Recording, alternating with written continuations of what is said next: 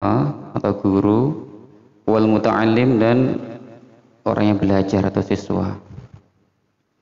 Jadi di sini nanti kita akan membahas tentang adab, bukan hanya untuk orang yang belajar, tetapi untuk orang yang mengajar juga butuh adab, supaya keduanya sinkron gitu ya, saling merasakan enak ketika belajar mengajar.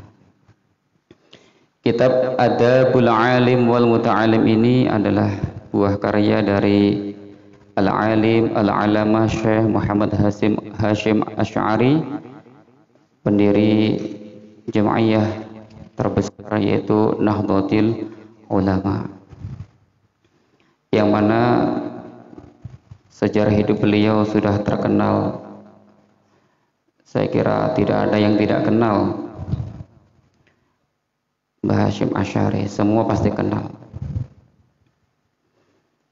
Beliau termasuk keturunan dari Sunan Giri yang berada di Gresik, yang mana kalau beliau termasuk keturunan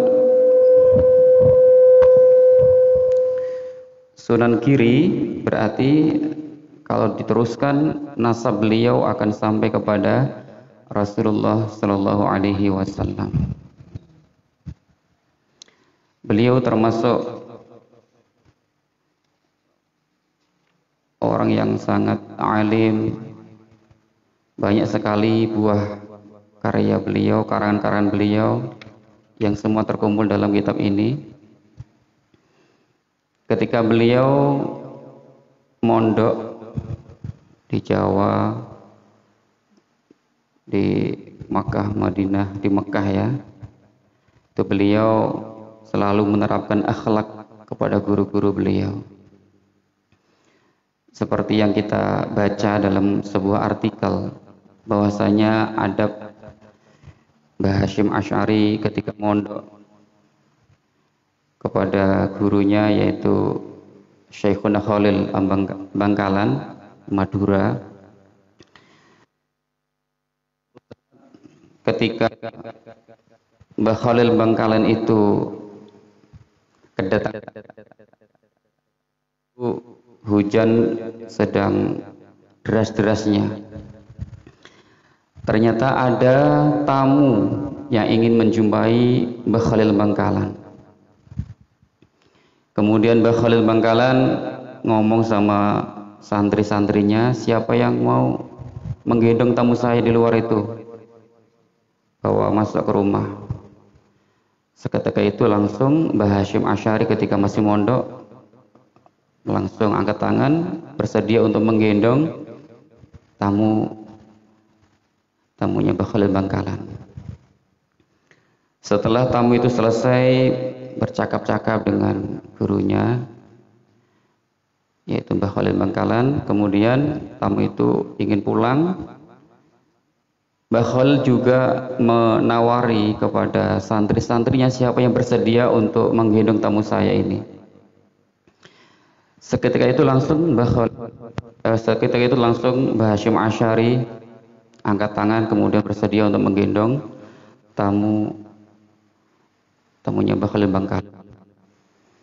Ternyata setelah tamu itu sudah pulang, Mbah Khalil Bangkalan baru ngasih tahu pada santri-santrinya bahwasanya tamu yang tadi digendong adalah Nabi Khidir.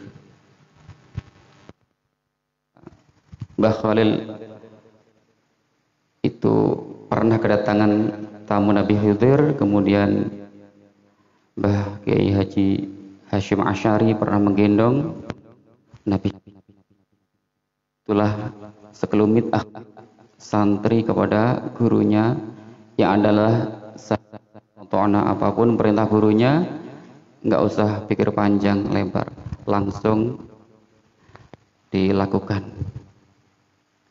Oleh karena itu akhlak atau adab itu lebih didahulukan daripada ilmu. Al-adab qabla al-ilmi, adab itu harus dipelajari sebelum belajar ilmu. kata Gusmus, Allah Subhanahu wa taala itu dalam Al-Qur'an tidak pernah memuji Rasulullah karena ilmunya, karena ketampanannya, karena kekayaannya dan sebagainya. Tetapi Allah Subhanahu wa taala itu memuji Rasulullah karena akhlaknya. Wa innaka la'ala khuluqin 'azim. Sungguh engkau Muhammad adalah orang yang punya akhlak yang agung. Jadi akhlak itu yang membuat Allah memuji Rasulullah sallallahu alaihi wasallam. Dalam pepatah Arab mengatakan tarkul adab mujibun litarab. Faman asa'al adab 'alal bisat turida ilal bab wa man asa'al adab 'alal bab turida ila siyasatid dab. Jadi meninggalkan adab, tata krama itu menyebabkan orang itu layak untuk diusir. Ini pepatah Arab. Barang siapa buruk adabnya ketika berada di al-bisat, permadani atau ruang tamu, buruk akhlaknya, maka dia layak untuk diusir sampai pintu. Barang siapa yang ketika di pintu itu buruk akhlaknya, kurang ajar, maka dia layak diusir sampai ya katakanlah kandang binatang itu. Jadi adab itu penting sekali untuk dipelajari. Bahkan kalau kita hanya alim saja, kita hanya pintar saja, kalau nggak punya adab, niscaya orang lain pun enggan untuk bergaul dengan kita. Orang lain tidak akan merasakan ilmu kita kalau kita tidak punya adab.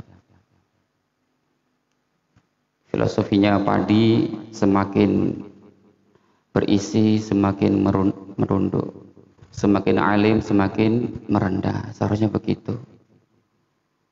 Kalau ada padi semakin tua kok semakin nggak merunduk, ya berarti dia nggak ada isinya, kosong. Bismillahirrahmanirrahim. Alhamdulillahi rabbil alamin wassalatuhu wassalamuhu ala sayyidina Muhammadin asyrafil mursalin wa khatamin nabiyyin wa ala alihi at-tayyibin wa ashabihi at-tahirin ajma'in. Musonif pertama kali mengarang kitab selalu mengawalinya dengan membaca hamdalah. Segala puji bagi Allah, Tuhan semesta alam. Salawat salam semoga selalu dihaturkan kepada Nabi Muhammad sallallahu alaihi wasallam yang menjadi penutup para nabi dan keluarganya yang suci-suci dan sahabat-sahabatnya yang at-tahirin. Keluarganya yang bagus-bagus, sahabatnya yang suci-suci, semuanya. Dalam sebuah hadis sebutkan kullu amrin dzibalin la yubda'u bi bismillahirrahmanirrahim fahuwa aqta. Setiap perbuatan baik kalau tidak dimulai dengan bismillah, maka itu aqta, terputus, kurang berkah. Jadi apapun perbuatan baik yang kita lakukan harus dimulai dengan bismillah. Mau masak, baca bismillah, tambah berkah insyaallah. Mau belajar, mau berangkat kerja, mau tidur, semua diawali dengan bismillah, insyaallah tambah berkah. Amma ba'du, faqad ruwiya an Aisyah radhiyallahu anha an Rasulillah sallallahu alaihi wasallam qala haqqul walad ala walidihi ayuhsina ismahu wa yuhsina murdi'ahu wa yuhsina adabahu. Diriwayatkan dari Sayyidah Aisyah radhiyallahu anha dari Rasulullah sallallahu alaihi wasallam, beliau bersabda, haknya seorang anak yang harus dipenuhi oleh orang tuanya ada 3. Jadi orang tua wajib memenuhi hak untuk anaknya 3 hal. Yang pertama adalah ayuhsina ismahu, harus memperbaiki namanya. Jadi seorang tua, orang tua itu kalau punya anak harus diberi nama yang baik. Karena nama itu termasuk doa. Nama itu bisa menjadi tafa'ul, harapan baik. Makanya Rasulullah diberi nama Muhammad ya supaya Kelak nanti Nabi Muhammad dipuji. Muhammad artinya orang yang dipuji. Dan akhirnya terbukti Rasulullah Muhammad selalu dipuji sampai akhir zaman. Nama yang paling baik dalam fikih ya adalah nama Abdullah. Kemudian Abdurrahman. Kemudian lafal Abdun yang digabungkan dengan Asmaul Husna. Abdul Razak, Abdul Fattah, termasuk juga Abdul Hamid juga. Itu nama yang baik juga itu. Kemudian baru Muhammad, baru Ahmad. Itu runtutan nama yang paling bagus. Usahakan kalau kita punya anak banyak, harus salah satunya dikasih nama Muhammad. Insya Allah akan memberikan keberkahan dalam keluarga kita.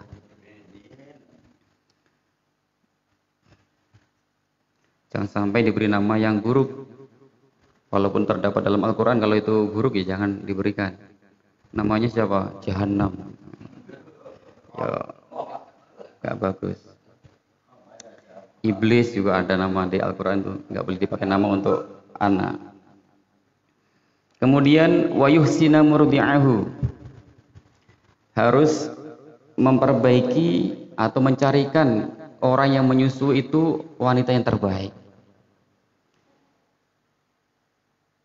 Kalau Rasulullah SAW dulu masih kecil, disusui oleh Suwaibah al-Aslamiyah. Kemudian disusui lagi siapa? Halimah as-Sa'diyah, wanita yang baik. Kalau biasanya anak-anak kita disusui oleh istri-istri kita, berarti kalau kita memilih istri yang baik. Jangan sampai memilih istri sembarangan. Jangan hanya memilih cantiknya saja. Jangan sampai memilih hanya kayanya saja. Tapi karena istri kita itu akan menjadi guru untuk anak-anak kita, istri kita akan menjadi orang yang menaruh surga anak kita di bawah telapak kakinya, yang harus dihormati. Bagaimanapun keadaan istri itu harus dihormati oleh anaknya, anak kita.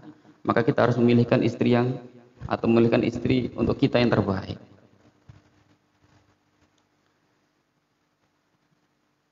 Yang solihah. Jadi dalam hadisnya disebutkan al-mar'atu tunkahu li arba'in. Wanita itu dinikahi karena 3 hal. Limaliha, wali hasabiha, wali jamaliha, wali diniha. Fadfar bidzatid din taribat yadak. Jadi wanita itu biasanya, ini biasanya ya, bukan anjuran. Biasanya wanita itu dinikahi karena apa?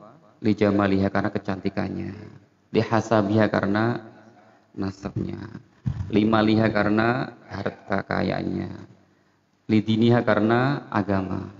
Keempatnya ini pilihlah yang far bidzatiddin, pilihlah yang punya agama, taribat yadak. Maka kita akan mendapatkan banyak keuntungan dari itu.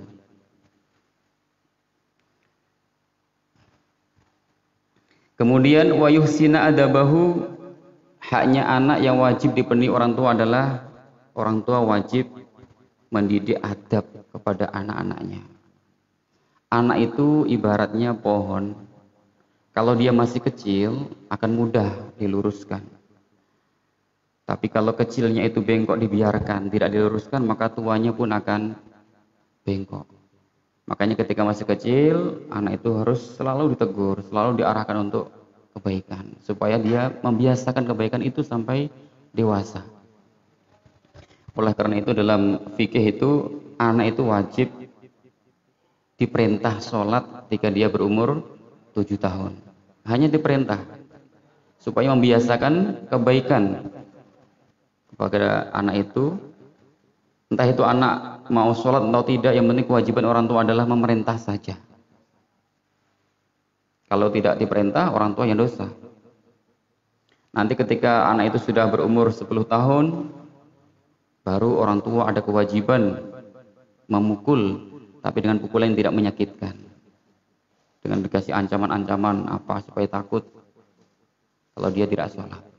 Itu semua dilakukan karena mendidik, supaya anak itu membiasakan sholat semenjak kecil. Karena memang anak itu seperti pohon yang harus diluruskan sejak kecilnya. Ketika dia kecilnya nggak lurus, maka besarnya pun akan susah diluruskan. Ini 3 hal yang wajib dipenuhi orang tua terhadap anaknya. Hadis ini senada dengan riwayat dari Sayyidina Umar. Suatu saat Sayyidina Umar itu pernah didatangi orang tua yang mengadukan kepada Sayyidina Umar tentang anaknya yang nakal, anaknya yang kurang ajar. Kemudian Sayyidina Umar menyuruh orang tua tersebut memanggil anaknya, "Bawa sini, saya nanti akan memberikan nasihat." Setelah datang anaknya, dikasih nasihat, dikasih ancaman kalau durhaka sama orang tua begini-begini. Terus si anak tadi bilang sama Sayyidina Umar, "Ya Amirul Mukminin, alaisa lil walad hukukun ala abi?" Apakah anak itu punya hak yang harus dipenuhi oleh orang tuanya? Apakah anak itu punya hak yang harus dipenuhi orang tuanya? Maka Sayyidina Umar mengatakan, qala bala, iya, ada. Qala fama hiya, maka anak itu tadi bertanya apakah hak yang harus dipenuhi oleh orang tua terhadap anaknya. Qala ayantaqiya ummahu wa yuhsina ismahu wa yu'allimuhul kitab. Kemudian Sayyidina Umar mengatakan yang harus dipenuhi orang tua untuk anaknya adalah yang pertama memilihkan ibu yang baik untuk anak-anaknya. Artinya mencarikan calon istri lah untuk apa? Kalau kita mencari istri itu yang baiklah. Mencarikan istri yang baik. Kemudian wa yuhsina ismahu, harus memperbaiki atau memperbagus nama anak itu. Kemudian wa yu'allimuhul kitab, mengajari kitab Al-Qur'an. Setelah itu anak itu bilang sama Sayyidina Umar, "Ya Sayyidina Umar, bapak saya ini sama sekali tidak melaksanakan kewajibannya. 3 hal itu sama sekali nggak dilakukan untuk saya. Ibu saya itu adalah, atau saya dicarikan ibu seorang negro, majusi, penyembah api. Nama saya juga jelek. Siapa namanya? Ju'lan. Ju'lan itu kalau dalam apa menurut Ramadan, Syekh Ramadan Al-Buti, Syekh Ramadan ya, mengatakan Ju'lan itu adalah hunfasa, kumbang artinya. Dikasih nama kumbang, ya kurang bagus. Kemudian dia juga tidak pernah mengajari saya Al-Quran sama sekali, walau harfan wahidan, tidak pernah mengajari saya 1 huruf pun Al-Quran. Maka setelah itu Sayyidina Umar langsung marah sama orang tuanya. Ajita ilayya tashku uku kabnika waqad aqtahu qabla ayuik koka wa sa'ta ilaihi qabla ayusi'a ilaika. Jadi kamu datang mengadukan jeleknya adab anakmu, padahal kamu sendiri yang jelek adabnya terhadap anakmu. Kamu mengadukan kepadaku tentang kedurhakaan anakmu, ternyata kamu sudah terlebih dahulu durhaka terhadap anakmu. Jadi orang tua juga punya kewajiban, harus dipenuhi. Bukan hanya anak yang dituntut, tapi orang tua juga harus memenuhi kewajibannya. Wa an Ibnu Sirin radhiyallahu anhu qala kanu yata'allamuna al-hadya wa fi riwayah al-huda kama yata'allamuna al-ilma. Ibnu Sirin mengatakan para sahabat, para tabi'in itu belajar al-hadiyah. Al-hadiyah itu bisa berarti perkataan, cara berbicara. Ada yang mengatakan asyirah, ada yang mengatakan thariqah, perilaku, perjalanan hidup. Jadi para sahabat, para tabi'in itu belajar tentang tata cara berbicara, belajar tentang sikap-sikap yang baik. Kama yata'allamuna al-ilma, sebagaimana mereka belajar ilmu. Jadi yang dipelajari para sahabat, yang dipelajari para tabi'in bukan hanya ilmu, tapi adab, cara ngomong yang baik, cara bersikap yang baik juga dipelajari oleh ulama-ulama terdahulu. Wa 'anil Hasan Al-Basri radhiyallahu an qala in kana ar-rajul la yakhruju fi adabi nafsihi as-sinina sumas-sinin. Sesungguhnya lelaki yang hebat adalah orang yang belajar adab untuk dirinya sendiri bertahun-tahun. Jadi belajar adab itu bukan hanya sekali dua kali, harus sesering mungkin dibiasakan. Karena membiasakan kebaikan itu sulit, harus sering dipaksa. Wa in Sufyan bin Uyainah radhiyallahu anhu anna Rasulullah sallallahu alaihi wasallam wal mizanul akbar wa alaihi tu'radul asya' ala khuluqihi wa siratihi wa hudahu fama wafaqaha fa huwal haqq wa ma khalafaha fa huwal batil. Dari Sufyan bin Uyainah radhiyallahu an, Rasulullah sallallahu alaihi wasallam adalah merupakan mizanul akbar atau tolak ukur. Wa alaihi tu'radul asya', kepada Rasulullah itu diukur semua perkara. Akhlaknya, perjalanan hidupnya, petunjuknya, semua ukurannya Rasulullah. Fama wafaqaha, apa yang cocok dengan Rasulullah, fahuwal haq, maka itu adalah benar. Wa ma khalafaha fahuwal batil, apa yang tidak sesuai dengan Rasulullah adalah kebatilan. Jadi apapun yang dilakukan Rasulullah itu benar. Apapun yang menyelisih dengan yang dilakukan Rasulullah adalah salah. Karena wa ma yantiqu 'anil hawa in huwa illa wahyu yuha. Jadi Rasulullah itu bertutur kata, mengucapkan, berbuat, semua adalah wahyu dari Allah. Sehingga semua yang dilakukan oleh Rasulullah itu pasti benar, pasti benar. Tidak ada yang salah sedikit pun. Meskipun kalau kita melakukan mungkin makruh, kalau Rasulullah yang melakukan tidak. Seperti dalam hadis disebutkan la yashrubanna ahadukum qa'iman. Janganlah kalian itu minum dengan berdiri. Jangan sampai kalian minum dengan berdiri. Ternyata suatu saat ketika Rasulullah minum air Zam-Zam itu berdiri minumnya. Atau ketika suatu saat Rasulullah itu pernah minum berdiri. Maka kita sebagai umat Muhammad kalau minum berdiri itu hukumnya makruh. Tapi kalau Rasulullah Shallallahu Alaihi Wasallam minum berdiri tidak makruh. Kenapa demikian? Ya karena Rasulullah itu minum berdiri itu hanya mengajari. Kalau minum berdiri tidak dilarang, tidak haram. Padahal awalnya melarang, jangan sampai kalian minum berdiri. Ternyata Rasulullah minum berdiri. Oh berarti perintah Rasulullah atau larangan Rasulullah itu tidak haram. Karena Rasulullah sendiri melakukan. Jadi yang dilakukan Rasulullah itu tidak ada yang makruh. Tapi kalau kita kadang makruh. Jadi semua tolak ukur kebaikan itu Rasulullah Sallallahu Alaihi Wasallam. Wa an Hubayb ibni Syahid qala li ibnihi ishabil fuqaha wa ta'allam minhum adabahum fa inna dzalika ahabbu ilayya min katsir minal hadis. Hubayb ibni Syahid pernah mengatakan kepada anaknya, wahai anakku, bertemanlah dengan ulama-ulama ahli fikih.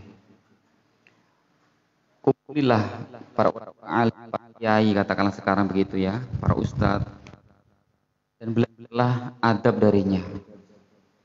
Jadi tidak hanya belajar ilmu saja, tapi adabnya juga.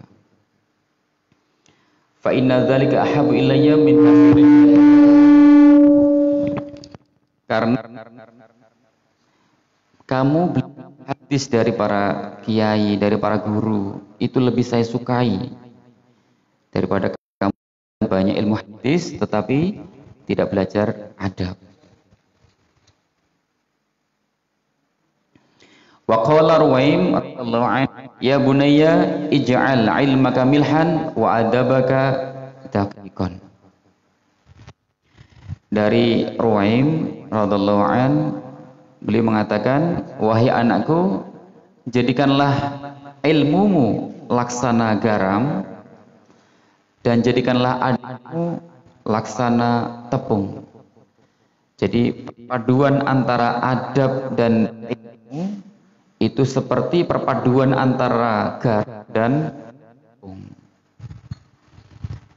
Pasti kita tahu kalau kita ingin bikin makanan, masakan, antara tepung dan garamnya pasti banyak tepungnya.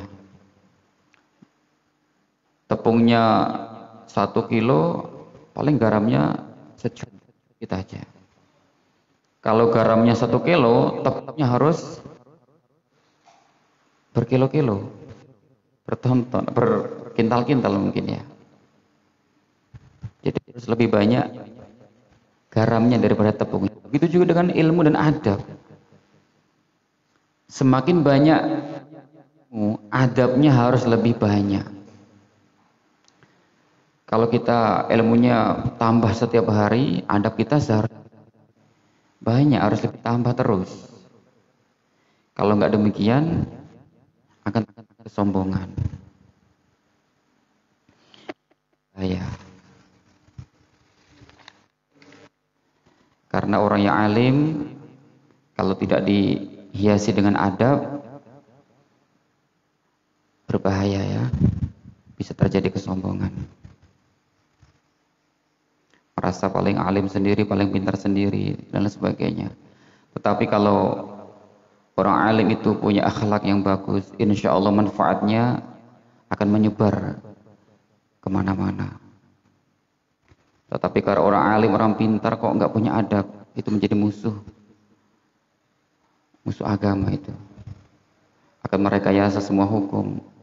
Para kiai, ulama dibantah, didebat, dikalahkan dan sebagainya, karena nggak punya adab. Tetapi kalau orang alim punya adab, akan menguatkan agama. Agama akan jaya, akan kuat kalau ada orang alim. Makanya al-adab qabla al-ilmi. Adab itu sebelum ilmu.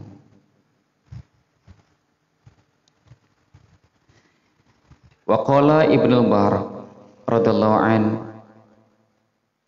nahnu ila qalil minal adab ahwaj minna ila katsir minal ilmi. Kami sedikit adab lebih saya butuhkan, lebih kami butuhkan daripada banyak ilmu tetapi tidak ada adabnya. Sedikit adab itu lebih dibutuhkan daripada banyak ilmu tanpa adab. Ibnu Mubarak ini termasuk ulama salaf ya, orang yang hidup di dalam atau sebelum abad ketiga, 300 tahun pertama, itu namanya ulama salaf. Ibnu Mubarak termasuk muridnya Imam Malik, guru Imam Syafi'i itu, termasuk muridnya Abu Hanifah. Beliau termasuk ahli zuhud, ahli tasawuf. Banyak sekali nasihat-nasihat beliau. Di antara yang lain adalah kadal adab ayakuna sulusayil ad-din. Adab itu hampir saja menjadi 2/3 agama. Itu perkataannya Ibnu Mubarak. Adab itu hampir saja menjadi 2/3 agama. Wa qila al-Imam Asy-Syafi'i radhiyallahu anhu, kaifa syahwatuka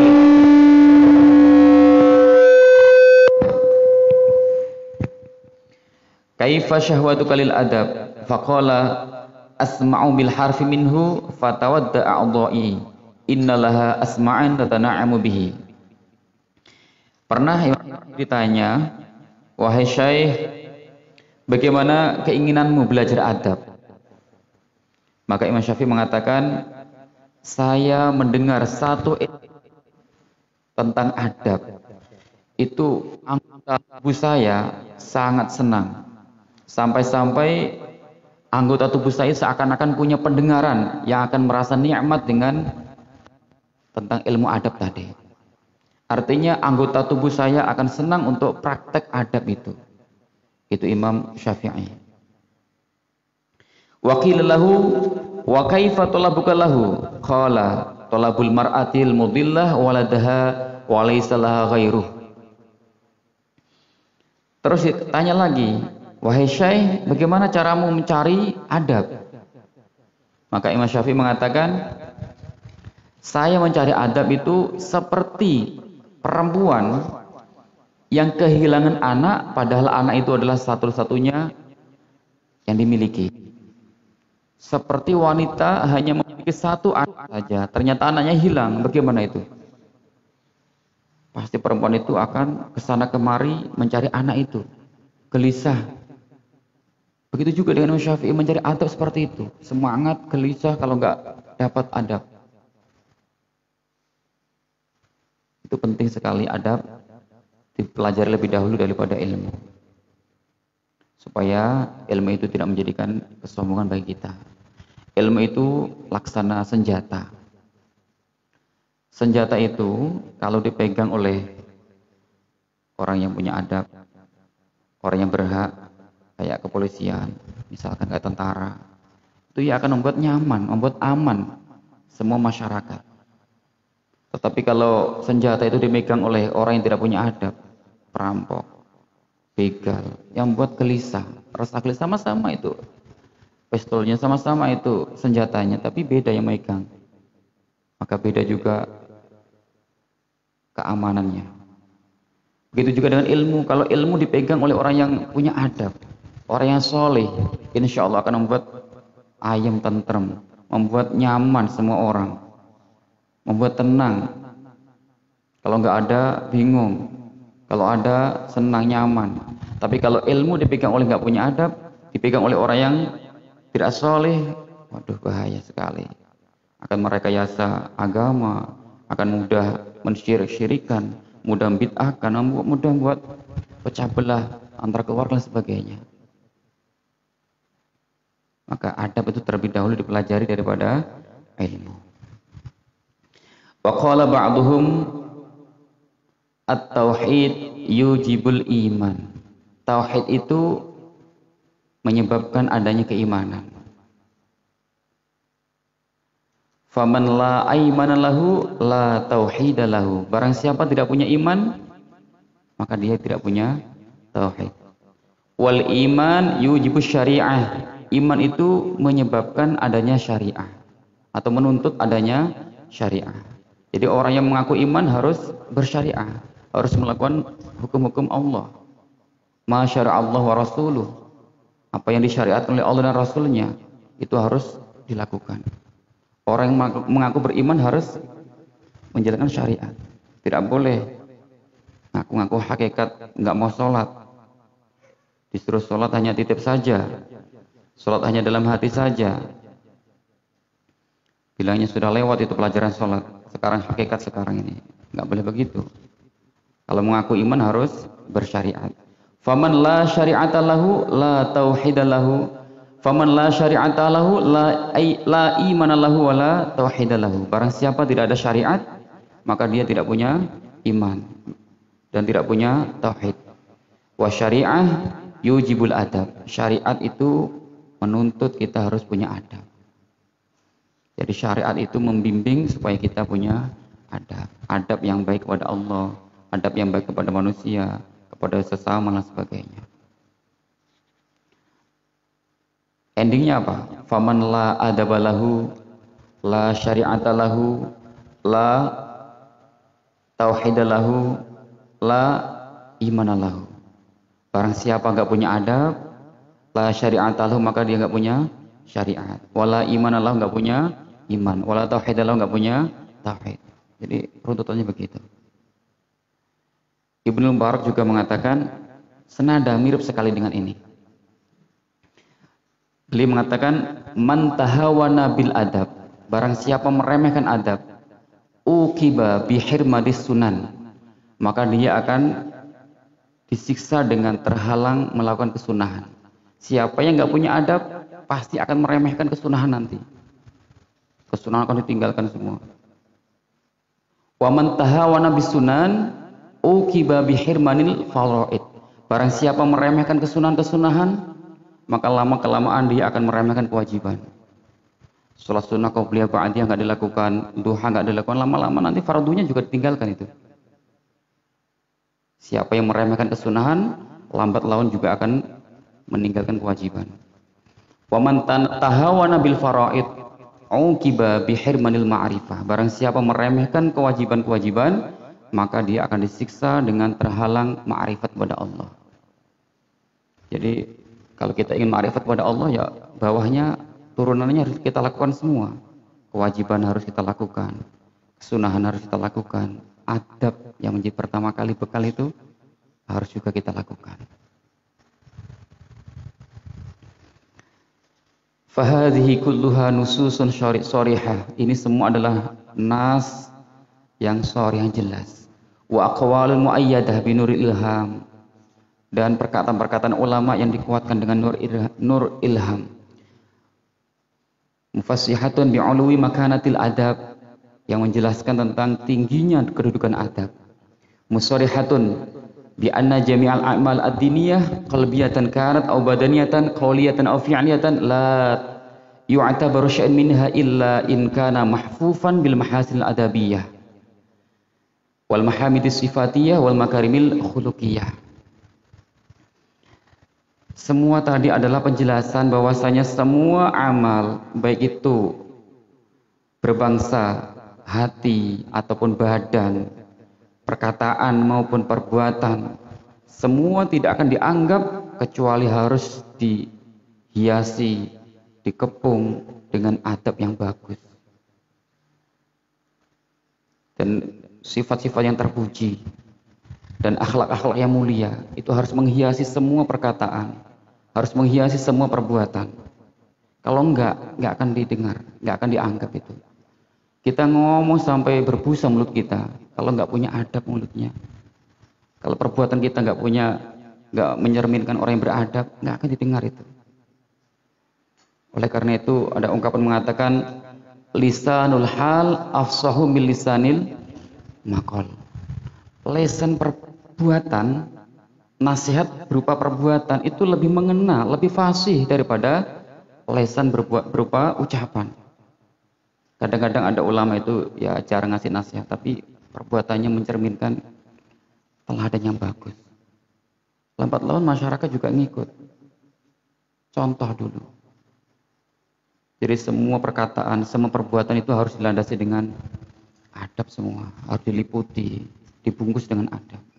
Berbicara yang santun, berbuat yang santun.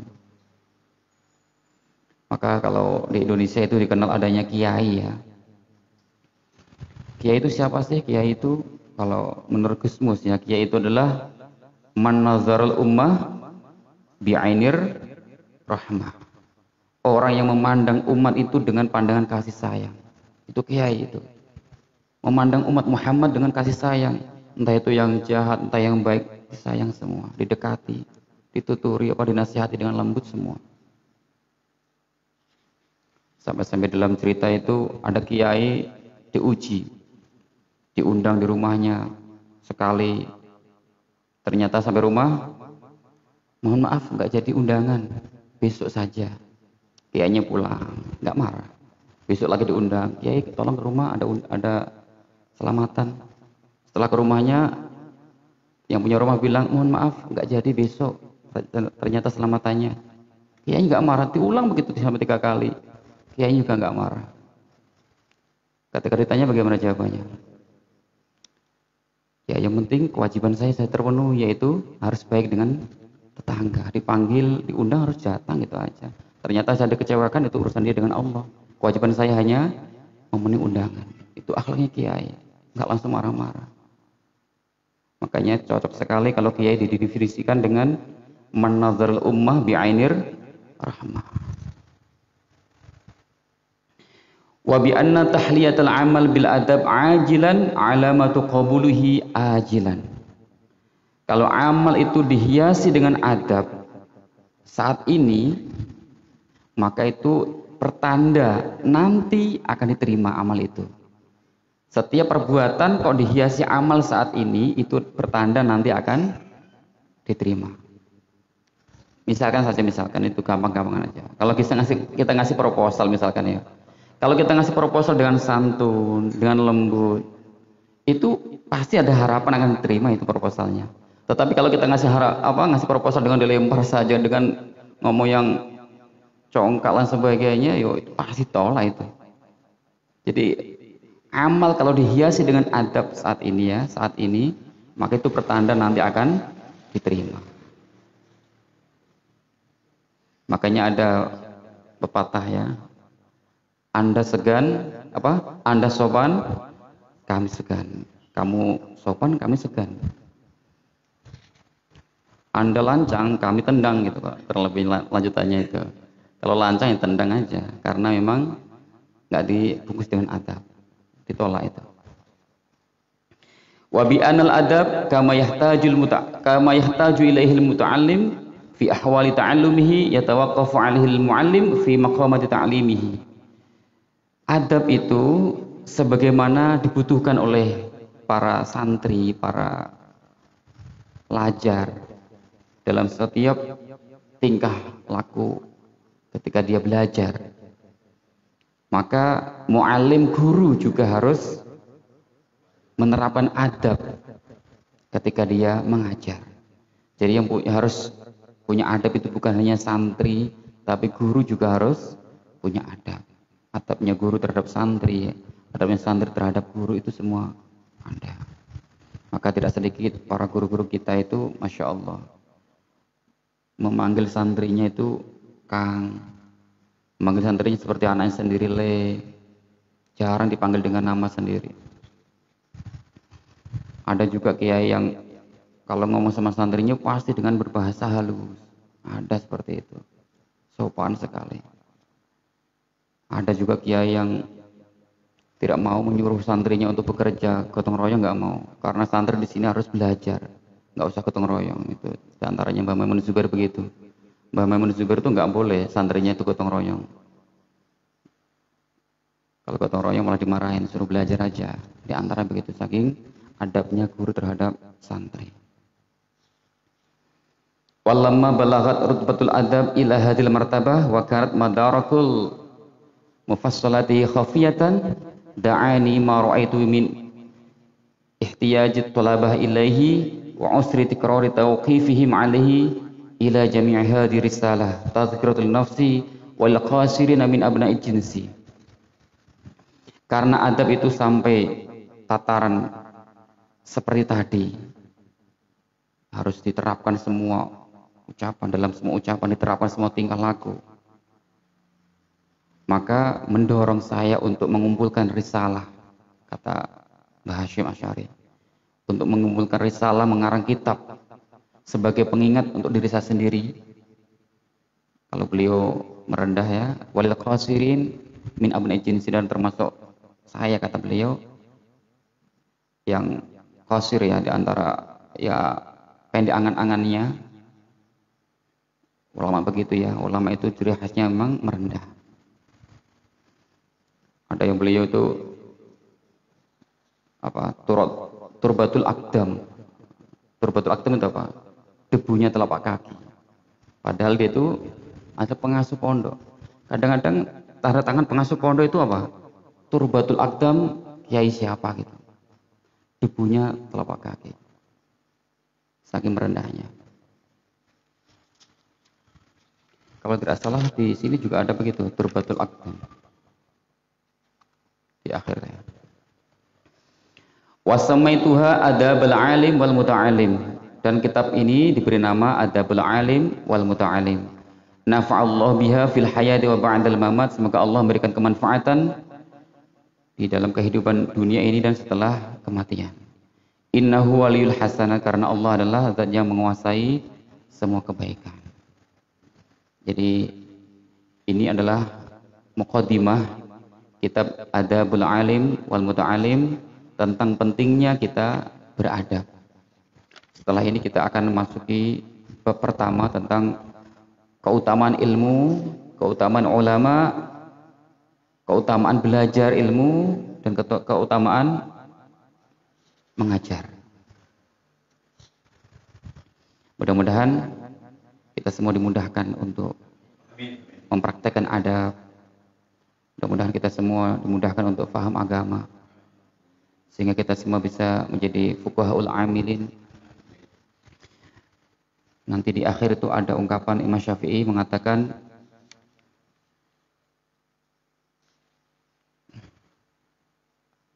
Law lam yakunil fuqahaul amilun auliya Allah falaisa lillahi waliyun, ya. Nanti di akhir ada itu. Jika orang yang ahli fikih mengamalkan ilmunya ternyata dia tidak termasuk kekasih Allah, falaisa lillahi waliyun, maka dia tidak termasuk, maka Allah tidak punya kekasih. Jadi setiap ulama ahli fikih kok mau mengamalkan ilmunya, pasti dia termasuk kekasih Allah. Mudah-mudahan kita semua bisa menjadi fuqahaul amilin, orang yang alim bisa mengamalkan ilmunya. Amin Allahumma amin. Al-Fatihah. A'udzubillahi minasyaitonir rajim. Bismillahirrahmanirrahim. Alhamdulillahirabbil alamin.